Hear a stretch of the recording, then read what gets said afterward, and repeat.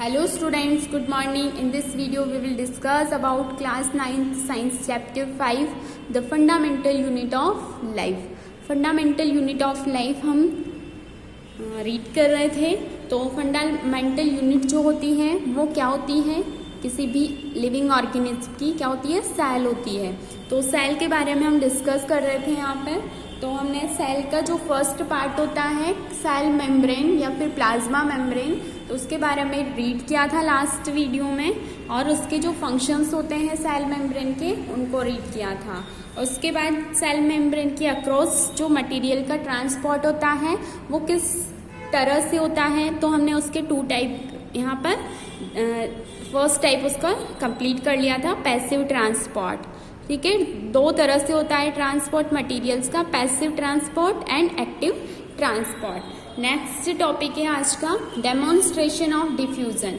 Demonstration of diffusion यानी विसरण का जो प्रदर्शन होता है वो किस तरह से होता है, रिप्रेजेंटेशन. तो देखो, टेक ग्लास बीकर और a glass tumbler half filled with clean water. यानी हमें एक ग्लास बीकर लेना है और एक ग्लास टम्बलर यानी ग्लास का एक बड़ा बर्तन लेना है कांच का, और उसको क्या करना है, क्लीन वाटर से हाफ फिल करना है. Place a crystal of copper sulphate at the bottom of beaker और टम्बलर. और हमें उसमें क्या करना है, कॉपर सल्फेट का क्रिस्टल लेना है और दोनों के अंदर उनके बॉटम में डाल देना है एक एक crystal. We see that water around copper sulphate का फॉर्मूला क्या होता है, CuSO4 होता है. ओके, तो हमें क्या करना है, हम क्या देखेंगे कि जो कॉपर सल्फेट है वो उसके चारों ओर यानी बॉटम पर क्या होगा, फैलने लगेगा थोड़ा थोड़ा, बिकम्स ब्लू कलर. और कैसा हो जाएगा, ब्लू कलर हो जाएगा उसका वाटर का. After some time this blue colour spreads in the water of beaker. और इस तरह से कुछ टाइम बाद ये जो ब्लू कलर है वो पूरे बीकर में फैल जाएगा. This is due to the fact that copper sulphate gradually breaks into small particles called molecules. और ये जो कॉपर सल्फेट का जो सॉल्यूशन है वो कलर, उसमें कलर आ गया. ये किस वजह से हुआ, क्योंकि जो स्मॉल पार्टिकल्स होते हैं मॉलिक्यूल्स के, तो वो क्या करते हैं, ब्रेक डाउन हो जाते हैं यानी टूट जाते हैं, जिसकी वजह से वो जो वाटर है वो क्या हो गया, यहाँ पर कलर्ड हो गया. These molecules diffuse in water and make it blue colored. और ये जो molecules हैं वो क्या हो जाते हैं, वाटर में विस्तृत हो जाते हैं, फैल जाते हैं और उसको कौन सा कलर देते हैं, ब्लू कलर देते हैं. In this way, molecules of copper sulfate diffuse thoroughly in the water and diffusion reaches to a state of equilibrium. और इस तरह से, इस तरीके से क्या होता है, जो मॉलिक्यूल्स होते हैं कॉपर सल्फेट के वो पूरे वाटर में डिफ्यूज हो जाते हैं. और ये जो डिफ्यूज़न होता है ये कहाँ तक पहुँच जाता है, इक्विलिब्रियम यानी जो समानता यानी पूरा इक्वल तरह से, यानी पूरे जो पूरा वाटर होता है उसमें पूरे में क्या हो जाता है, वो डिफ्यूज हो जाता है. कौन, कॉपर सल्फेट के crystals. This movement is due to inherent kinetic energy of those molecules. और ये जो प्रोसेस होता है वो किसकी वजह से होता है, जो मॉलिक्यूल्स होते हैं उनकी काइनेटिक एनर्जी की वजह से, गतिज ऊर्जा की वजह से. इस काइनेटिक एनर्जी की वजह से वो जो मॉलिक्यूल्स होते हैं वो क्या करते हैं, मूवमेंट करते हैं, और उस मूवमेंट की वजह से वो पूरे वाटर में फैल जाता है colour. Next, in above example the diffusing substance copper sulfate is a solid and the medium in which it diffuse is liquid. यहाँ पर जो हमने ऊपर एग्जाम्पल देखा तो उसमें क्या था, द डिफ्यूजिंग सब्सटेंस यानी जो सब्सटेंस डिफ्यूज हो रहा है, कौन सा, कॉपर सल्फेट, कैसा है, सॉलिड है. यानी कौन से स्टेट में है कॉपर सल्फेट, क्रिस्टल है तो क्रिस्टल सॉलिड होगा. And the medium in which it diffuse is liquid. और जिस मीडियम में हमने इसको डिफ्यूज किया है वो कौन सा मीडियम है, लिक्विड है, क्योंकि क्या है, वाटर है ना, तो वाटर क्या होता है, लिक्विड होता है, और क्रिस्टल क्या होंगे, सॉलिड होगा. Such systems are also found in living cells. और यही सिस्टम कहाँ पर पाया जाता है, लिविंग सेल्स में यानी जीवित कोशिकाओं में पाया जाता है. The solids and gases can diffuse in the watery medium of protoplasm. यानी जो सॉलिड और गैसेस होती हैं वो कहाँ पर डिफ्यूज होती है? प्रोटोप्लाज्म के अंदर जो वाटर मीडियम होता है उसमें डिफ्यूज होती है, विसरित होती है। Other example of diffusion are exchange of gases between leaf and environment. और इसका अगर दूसरा एग्जाम्पल हम देखें तो कौन सा होता है? लीफ और एनवायरमेंट के बीच में जो गैसों का एक्सचेंज, आदान प्रदान होता है, वो भी किसके थ्रू होता है? डिफ्यूजन के थ्रू होता है। CO2 accumulates in high concentration inside the cell in the process of respiration। यानी रेस्पिरेशन, श्वसन का जो प्रोसेस होता है उसमें क्या होता है कि जो सेल्स होती है उसके अंदर बहुत सारी मात्रा में CO2 इकट्ठी हो जाती है, हाई कंसंट्रेशन यानी ज़्यादा मात्रा में, ज़्यादा सांद्रता में। In the cells external environment the concentration of CO2 is low as compared to that of inside the cell। और जो सेल का जो एक्सटर्नल एनवायरनमेंट होता है यानी बाहर का जो वातावरण होता है, तो वहाँ पर क्या होता है? CO2 की लो कंसंट्रेशन होती है, किसकी तुलना में? इनसाइड द सेल, यानी सेल के अंदर CO2 की कंसंट्रेशन ज़्यादा होती है, जबकि जो बाहर, सेल के बाहर का जो एक्सटर्नल एनवायरनमेंट है उसमें जो CO2 की कंसंट्रेशन होती है वो लो होती है। तो जिसकी वजह से क्या होता है? CO2 moves out of the cells from a region of high concentration to a region of low concentration outside the cell by the process of diffusion। यानी विसरण की प्रक्रिया के द्वारा क्या होता है? जो सेल के अंदर जो हाई कंसंट्रेशन में क्या है? CO2 है, तो वो कहाँ जाती है? लो कंसंट्रेशन यानी हाई से लो की तरफ। तो क्या होता है? डिफ्यूजन होता है, यानी हाई कंसंट्रेशन से लो कंसंट्रेशन की तरफ होगा। तो इसमें क्या होता है? जो सेल के अंदर जो ज़्यादा CO2 है तो वहाँ से CO2 कहाँ आएगी? बाहर की तरफ आएगी, और यही प्रोसेस क्या होता है? डिफ्यूजन होता है। सिमिलरली ऐसे ही oxygen O2 enters the cell by the process of diffusion when the level or concentration of O2 inside the cell decreases। यानी कि ऐसे ही क्या होता है कि जो ऑक्सीजन की जो कंसंट्रेशन होती है वो सेल्स के अंदर कम होती है और बाहर ज़्यादा होती है। तो बाहर से कहाँ जाती है? और ऑक्सीजन अंदर सेल्स में जाती है। ठीक है, ये डिफ्यूजन का यहाँ पर रिप्रेजेंटेशन किया हुआ है। यानी यहाँ पर हमने बॉटम पर क्या डाले? क्रिस्टल, उसके कॉपर सल्फेट के क्रिस्टल डाले, तो थोड़ी देर में जो ये मॉलिक्यूल्स हैं इसके, तो ये क्या करेंगे? मूवमेंट करेंगे इस तरह से और पूरे बीकर में फैल जाएंगे। और कौन सा कलर हो जाएगा? वाटर का ब्लू कलर हो जाएगा। ओके, यहाँ पर देखो ये क्रिस्टल वॉयलेट डाला इसमें, तो क्रिस्टल वॉयलेट हमने बॉटम पे डाला था। ठीक है, बॉटम पे डाला था, तो इसके जो मॉलिक्यूल्स हैं क्रिस्टल वॉयलेट के वो क्या करेंगे? मूवमेंट करेंगे, तो जिसकी वजह से ये जो ब्लू कलर है वो पूरे वाटर में फैल जाएगा। Next, when a bottle of perfume is open its small molecules starts diffusing in surrounding air. यानी जब हम परफ्यूम की बॉटल को ओपन करते हैं तो क्या होता है? जो उसकी स्मेल होती है वो चारों तरफ एयर में फैल जाती है। The net diffusion of a gas always occurs down it's pressure gradient. यानी कि जो डिफ्यूजन, जो नेट डिफ्यूजन होता है, यानी जो टोटल डिफ्यूजन होता है वो किसी भी गैस का, वो हमेशा किस पर डिपेंड रहता है? उसके प्रेशर ग्रेडियंट पे, यानी दाब प्रवणता पर निर्भर करता है। नेक्स्ट पॉइंट है, in a similar way oxygen enters the amoeba by the process of diffusion when the level or of concentration of O2 inside the cell decreases in such a way CO2 moves out the cell through diffusion। यानी कि इसी तरह से जो समान तरीके से क्या होता है कि जो ऑक्सीजन होती है वो अमीबा कौन से उसका है? प्रोटोजोआ संघ का जंतु है। तो ये जो अमीबा होता है उसमें भी क्या होता है? डिफ्यूजन का प्रोसेस होता है। किसका प्रोसेस होता है? डिफ्यूजन का, क्योंकि इसके व्हेन द लेवल और concentration of O2 inside the cell decreases.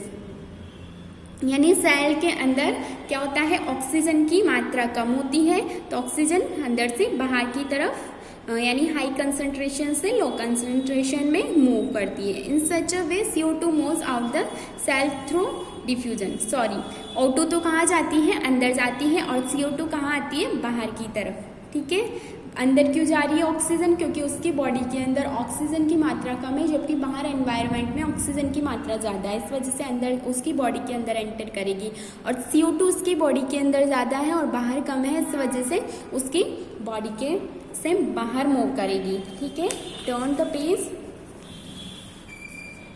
तो देखो यहाँ पर इसका डायग्राम भी दिया है। ये अमीबा इस तरह का होता है, इसकी कोई शेप डेफिनेट शेप में नहीं होता है, यानी इस तरह से होता है, कोई सी भी शेप हो सकती है इसकी। तो ये क्या है, अमीबा है। अब इसकी जो सेल है उसके अंदर ऑक्सीजन की मात्रा क्या है, कम है। ठीक है, और यहाँ पर CO2 क्या है, ज़्यादा है। तो जो डिफ्यूजन होता है वो कैसे होता है, हायर कंसंट्रेशन से लोअर कंसंट्रेशन में होता है। तो देखो यहाँ पर O2 कम है, यानी ऑक्सीजन कम है, और बाहर एनवायरनमेंट में ऑक्सीजन, या फिर ये जो अमीबा होता है कहाँ पर पाया जाता है, वाटर में। तो वाटर में ऑक्सीजन क्या होगी, ज़्यादा होगी। तो किधर से किधर आएगी ऑक्सीजन, वाटर से कहाँ पर आएगी, अमीबा की सेल के अंदर। ठीक है, और यहाँ पर CO2 क्या है, ज़्यादा है इसकी सेल में, जबकि जो बाहर का जो एनवायरनमेंट है वहाँ पर CO2 कम है। तो कहाँ पर आएगी CO2, इसकी बॉडी से बाहर आएगी। ठीक है, transport of materials bye diffusion in amoeba, इसको यहाँ पर रिप्रेजेंट किया गया है इस डायग्राम के through. Next, significance of diffusion, यानी जो विसरण होता है उसका क्या महत्व है। तो देखो, फर्स्ट है गैसियस एक्सचेंज, यानी गैसों का आदान प्रदान किसके थ्रू होता है, डिफ्यूजन के थ्रू होता है। Diffusion helps in gaseous exchange between the cells and their environment, यानी डिफ्यूजन किस में मदद करता है, कोशिका और जो बाहर का जो वातावरण है उन दोनों में जो गैसों का एक्सचेंज होता है उसमें हेल्प करता है कौन, डिफ्यूजन। नेक्स्ट सिग्निफिकेंस इसका ऑस्मोसिस मीन्स परासरण।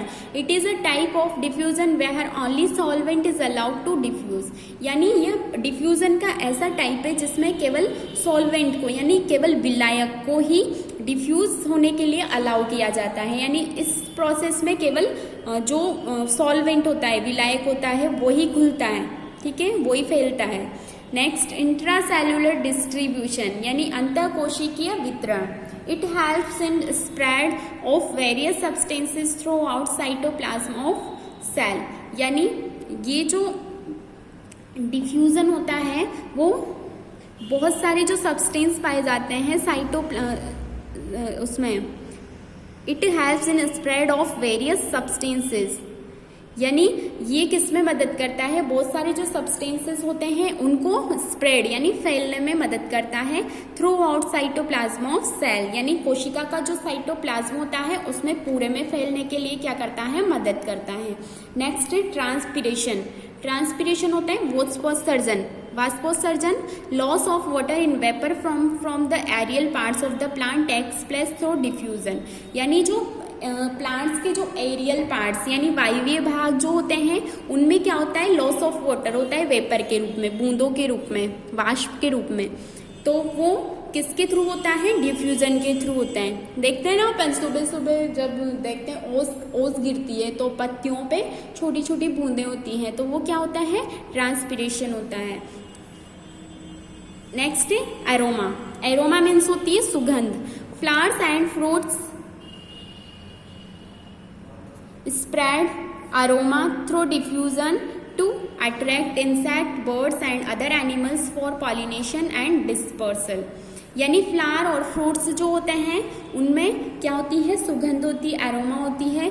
तो ये जो अपनी एरोमा होती है उसको डिफ्यूज कैसे करते हैं, किसके लिए करते हैं, इंसेक्ट को अट्रैक्ट करने के लिए, बर्ड्स को अट्रैक्ट करने के लिए और अदर एनिमल्स को अट्रैक्ट करने के लिए, ताकि उनके माध्यम से क्या हो सके, पॉलिनेशन या डिस्पर्सल हो सके सीड्स का। पॉलिनेशन मीन्स परागण और डिस्पर्सल मीन्स प्रकीर्णन, यानी जो बीज हैं उसके वो एक जगह से दूसरी जगह पर जा सके। तो जो एरोमा का डिफ्यूजन होता है, एरोमा जो फैलती है एक जगह से दूसरी जगह पे, वो भी किसके थ्रू, डिफ्यूजन के थ्रू। नेक्स्ट है ऑस्मोसिस। तो ऑस्मोसिस के बारे में हम रीड करेंगे। फर्स्ट हमने इसमें पढ़ा था डिफ्यूजन, डिफ्यूजन के बाद वाला टॉपिक है हमारा ऑस्मोसिस, ठीक है। तो ऑस्मोसिस परासरण क्या होता है, the process of transport of water और any other solvent molecules from a region of lower concentration of solute to a region of higher concentration of solute through a semi permeable membrane is known as osmosis. यानी इसमें भी जो transport होता है water का, वो केवल इसमें वाटर का होता है, किसमें, ऑस्मोसिस में। और डिफ्यूजन जो होता है ना, उसमें किसी भी सब्सटेंस का हो जाता है, यानी सॉलिड, गैस, लिक्विड कोई भी चलेगा उसमें। लेकिन जो ऑस्मोसिस होता है, इसमें केवल वाटर का ट्रांसपोर्ट होता है, यानी सॉल्वेंट का ट्रांसफर होता है ओनली, ठीक है। तो इसमें भी वही हायर कंसंट्रेशन से लो कंसंट्रेशन में होगा, लेकिन इसमें एक कंडीशन होती है। क्या कंडीशन होती है, सेमी परमिएबल मेम्ब्रेन पाई जानी चाहिए इसमें, ये नीड है इसकी, ठीक है।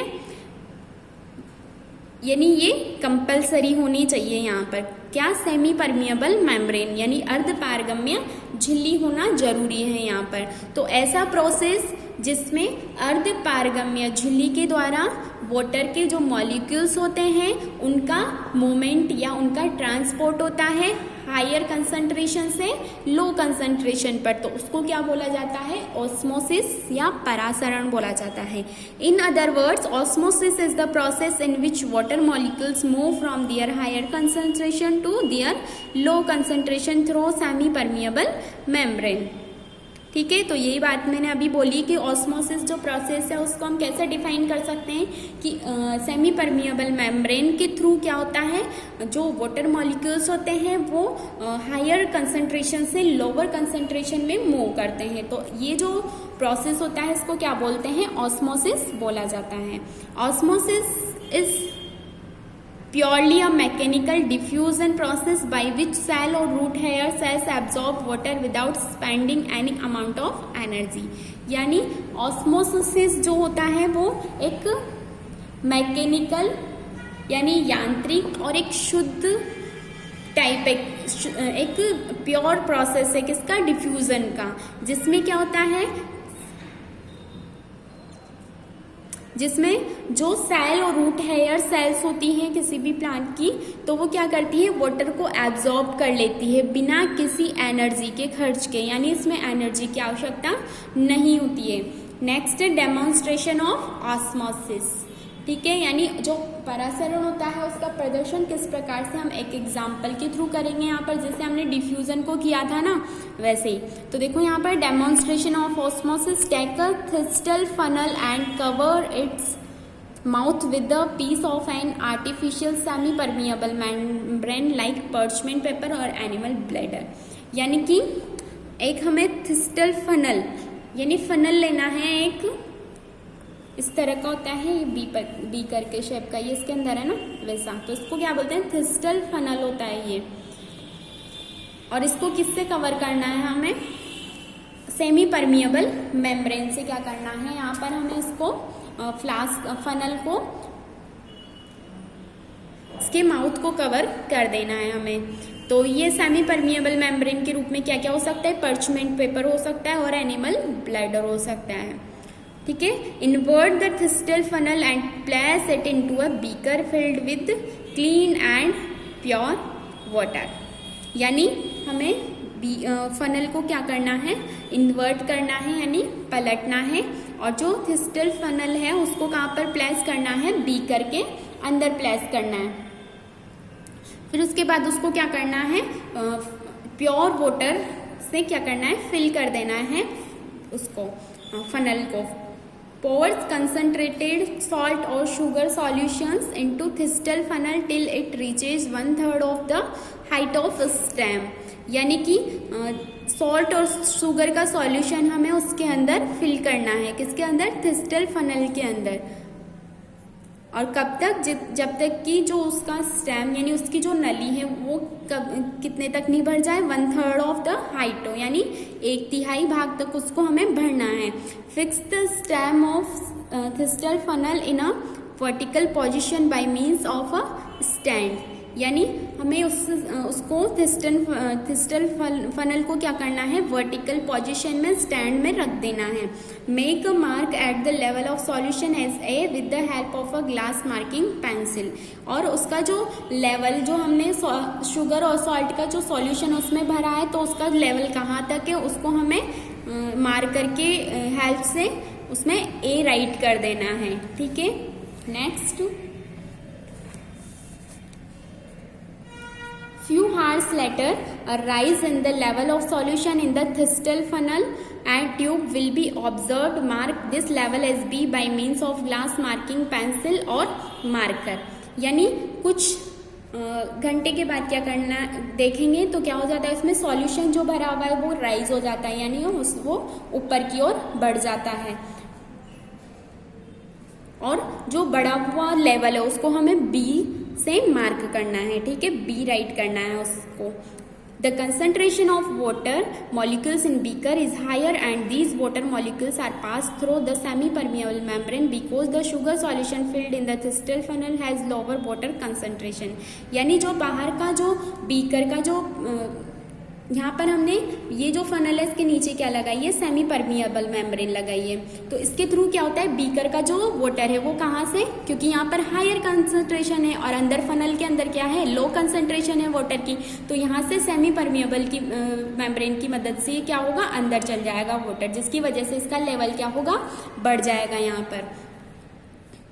Thus there is an increase in the level of solution in the Thistell funnel, और जिसकी वजह से थिस्टन फनल जो है उसमें लेवल बढ़ जाएगा वाटर का। With the gradual increase in the level of water inside the Thistell funnel, the concentration of sugar solution will decrease and gradually the diffusion of water molecules into Thistell funnel decreases। और क्या होगा कि जो thistle funnel है उसमें level बढ़ जाएगा और क्या होगा, जो वाटर उसके अंदर फनल के अंदर जो वाटर की कंसंट्रेशन है वो बढ़ जाएगी। तो ठीक है, यहाँ पर हमारा ये कंप्लीट हो चुका है डिफ्यूज़न और कंसंट्रेशन। तो नेक्स्ट वीडियो में हम डिफ्यूज़न और ऑस्मोसिस दोनों में डिफरेंस फाइंड करेंगे कि कौन कौन से डिफरेंस होते हैं दोनों में। Okay, goodbye, take care.